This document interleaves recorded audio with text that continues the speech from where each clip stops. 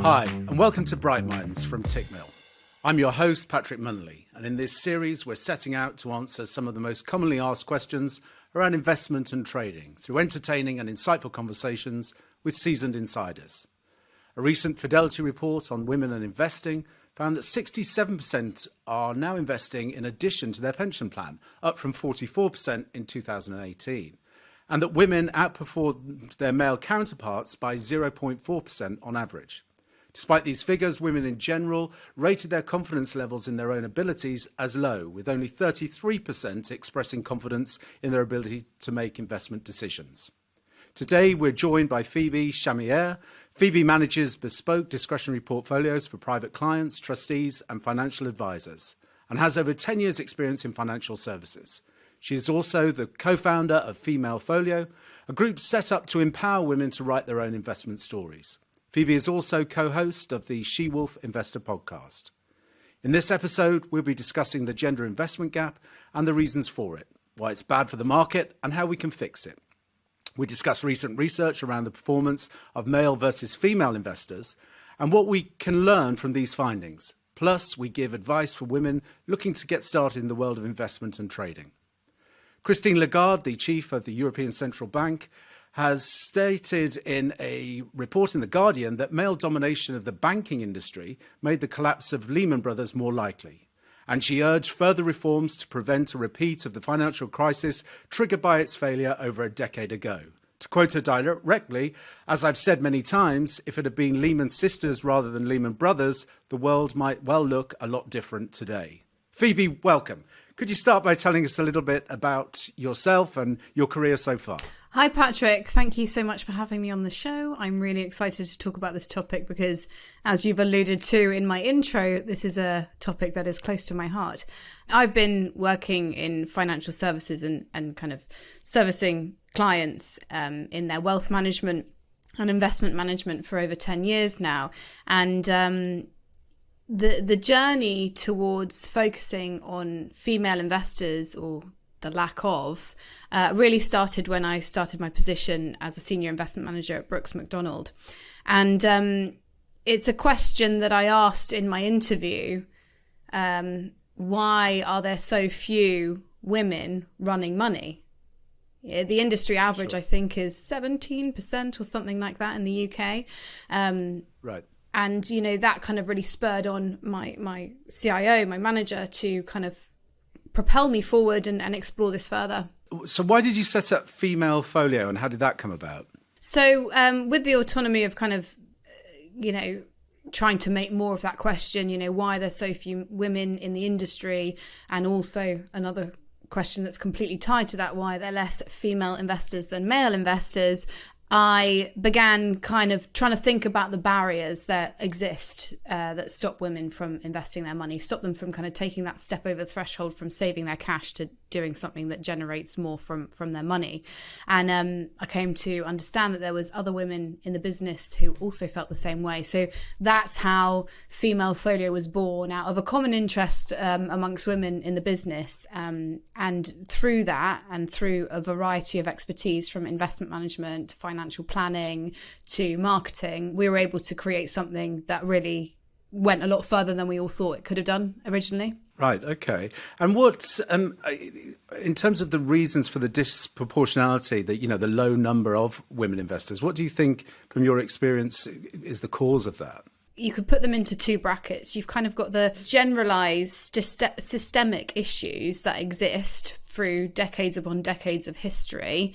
And then you've got the more immediate kind of day-to-day constraints that we face. So if you think about finances, money, the world of finances, it is an industry that's been dominated by men. And so it's been created by those men and appealed to other men. But we're now living in a world where women work, that's not new really, but women are earning more and more wealth in their own right, and they're due to inherit a large amount of money in the coming years. By 2025, 60% of global wealth will be in the hands of women. So it's really important that women are equipped and they know how to make the most out of that wealth.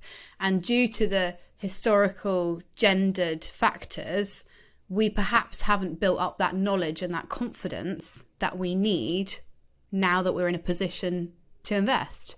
I also speak to my female clients or potential female clients who feel a slight risk aversion or are more aware of the risks, so they shy away from investing, which is more risky than cash. But they also need to understand the risk of not investing, that if they are holding cash and large sums of cash, that cash is getting eaten away by inflation every month, sure, every year. And you've got to outpace that inflation if you're looking at a long-term investment horizon. Interesting. And just from your personal perspective, in terms of you talking about this male-dominated industry, how did you decide to move into the investment industry yourself? Well, it was a bit, it was chance and luck. I came out of university having done a degree in history of art and Italian. And I came back to my my family home, which is Jersey, and I thought, right, I'm going to earn a bit of money and then I'm going to go off to London and do something creative and amazing. I had a friend at a recruitment agency and she got me this fantastic job in a wealth management arm of BNP Paribas. And It was amazing. I really enjoyed it. I enjoyed making connections with the clients, working my way up. I went straight into my exams. And it was a very fulfilling role that suited me. And I got to know the industry, and working in investments and understanding the economy is very relevant. And so it just kind of went from strength to strength from there. But I think that it was very much chance and luck that was the first job that I got and I enjoyed. I'm not sure that I naturally would have inclined to working in the financial services. It's something I've learned. And I think role models are really important because it's seeing yourself sort of represented in a similar role. So when I first started working in wealth management, I had a female boss. She was the head of wealth management there. And it was really encouraging to see basically an all-male team run by a woman, which was really cool, really cool. And I think that it makes you aim higher. For young women coming into the workplace now, I think it's really important to be able to see women in those roles.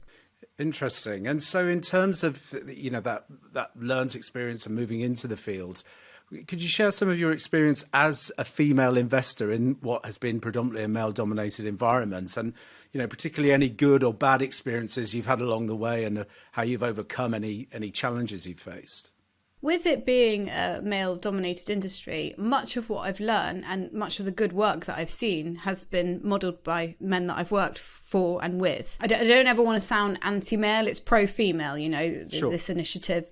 They've paved the way, but there's always room for more diversity and more diversity of thought. And that's a whole other, there's a whole other realm there to talk about. But in terms of kind of what I've experienced along the way, yes, there's been some excellent role models. There's been the old school role models, and the way that they interact with clients is perhaps it needs to be updated.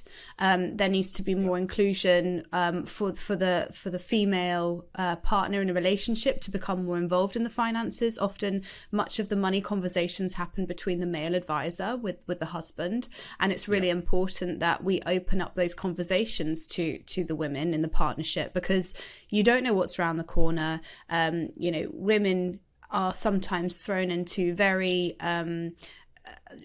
difficult situations if they lose their partner or they go through divorce and they're starting at square one and they don't have any level of financial literacy that gives them any confidence to move forward. It can be completely overwhelming.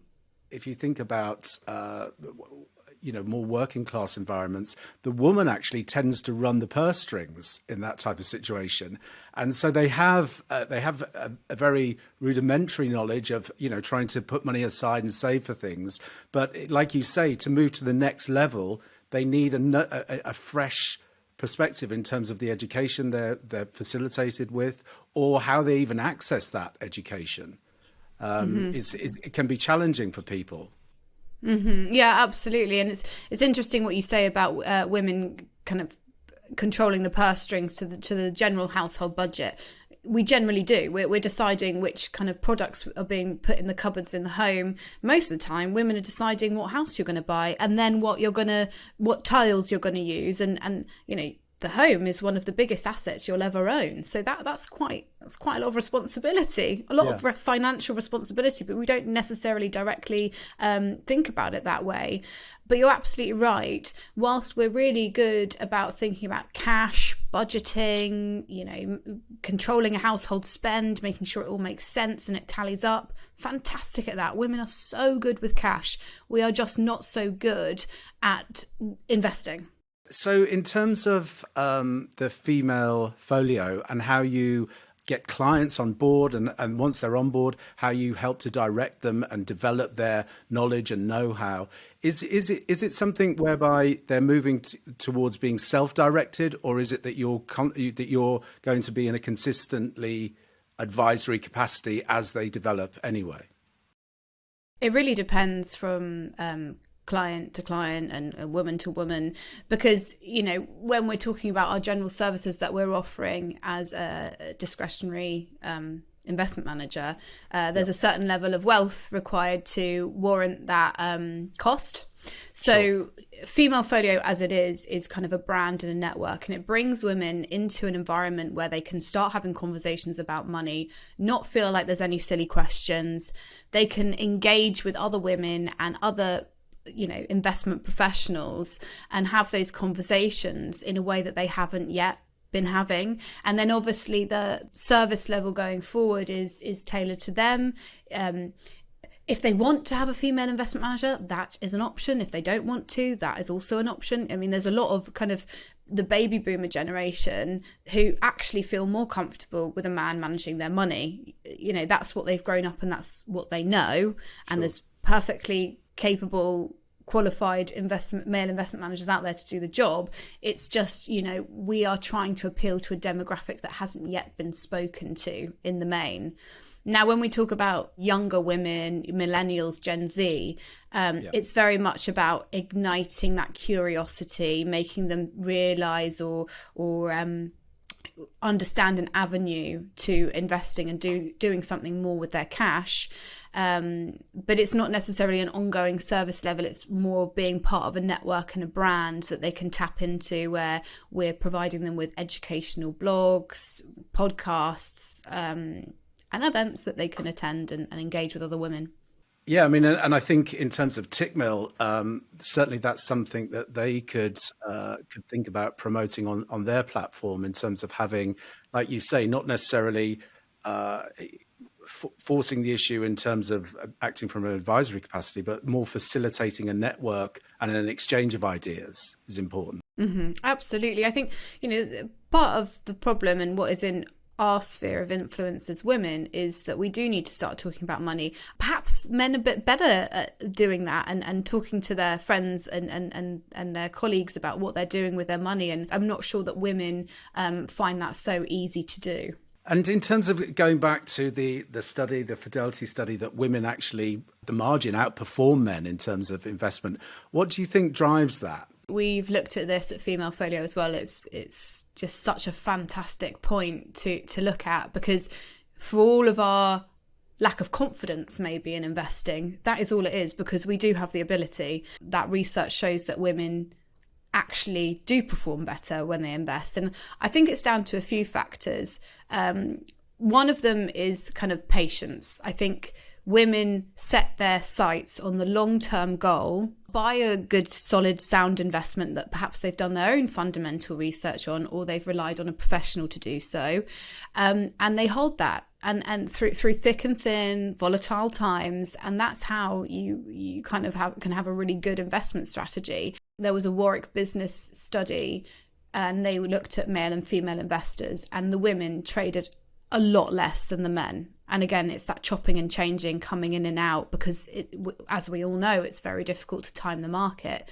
And what is on your side and what you can try to guarantee is time in the market and that long-term growth.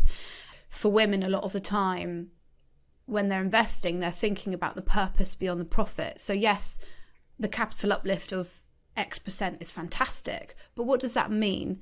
Does that mean I can retire at 55? Does that mean I can put my children through university? Does it mean that I can leave a legacy? So I think they set their sights on those, and that's what they work towards, and they maintain that long-term goal. One thing that stands out to me is that women tend to be far more risk averse than men. So the male investors tend to have a more gung-ho approach to things and are prepared to amp up leverage or take or extend bigger risk than females in general. Is that something you've found in your experience? If we're speaking generally, if we're doing kind of a risk assessment on husband and wife, you're going to probably see the husband's risk attitudes a lot higher or a bit higher than the woman. Not always, though, mind you. But I think that comes down to the financial literacy aspect of it, because they perhaps understand the mechanics of the financial markets. I think it's really difficult to say that women are risk averse and to keep on saying it, because I think it's quite self-fulfilling. Sure. I think that women do shy away from risk, either from a lack of knowledge or because they are just more risk aware. And I read some articles on this, and some of it comes down to the very real reasons as to why women should be more risk averse. And that comes back to the fact that a woman's financial journey is a lot bumpier than a man's, yet we're living in a financial system that is built for the male trajectory of going up in the workplace, reaching the peak of their career and retiring. Women are going to come into the workplace probably on a lower salary because the gender pay gap still exists. Sure. She might not progress through as quickly and as smoothly as her male counterpart, because it's likely that she might take a break from her career to have children and take some unpaid leave, which impacts her pension contributions. She then may go part-time or leave work, and then that really stalls the career progression. And then at the end of it all, she's got to live longer than her male counterpart off a smaller pot. So Sure. There's reason for women to be more risk averse, because there's these pressing matters that happen along your lifetime where you have to call upon your capital perhaps. And, you can't just simply say, I've put my money into a high risk investment and I'll see that again in 30 years time. It might not be the case for her. Yeah, that makes sense. Really, really good perspective on that. Just thinking about your own journey and where you've got to now, and thinking about women listening to this and wanting to get involved in investment or trading, what sort of advice, practical advice, I guess, would you give your female counterparts? I would definitely start talking more about money and investing, and chat to your friends and chat to your colleagues, your mum, your sister, and the men in your life, because I think that we all need to wise up to what everybody's doing and realise it's not kind of this big, scary elephant in the room that you can't ever approach. And then, we do have the internet at our fingertips, and we've got to be careful because it is full of stuff that is true and false, and you can't guarantee that you're going to get good advice. And I'm not saying go to the internet for advice, otherwise I wouldn't be in a job. But there are apps where you can invest your spare change, and you kind of, to a certain extent, get to know how the investment markets work. You get a feel for what it's like to lose money and to gain money through investments. And, that is just testing the waters. That's dipping your little toe in.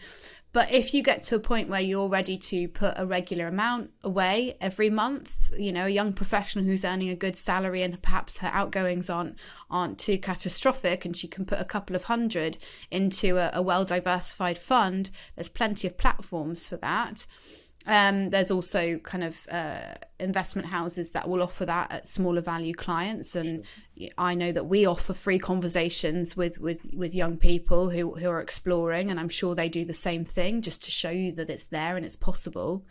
And then if you're on the other side of the scale and you do have a significant amount of wealth, I strongly suggest that you go and seek out the advice of a financial planner or financial advisor, because they really look at everything according to you, according to your life. They factor in tax, estate planning, and they forecast a financial plan for you, so you can really see it laid out. And they will try and maximize your wealth for you and make it very personalized. Excellent, Phoebe. Phoebe, thank you so much for your time today, and your perspective is fantastic. And I will certainly take away that phrase, purpose before profit. Thanks, Patrick. It's been a pleasure. Is there anywhere that listeners can go to follow you online or to reach out to you? Absolutely. So we've got the website, which is femalefolio.com. And on there, you've got all of the contacts, all of the group on there, the Female Folio team, links to our podcasts, links to blogs, and of course, our upcoming events are on there. And if you sign up to the network, you'll get emailed and notified of those.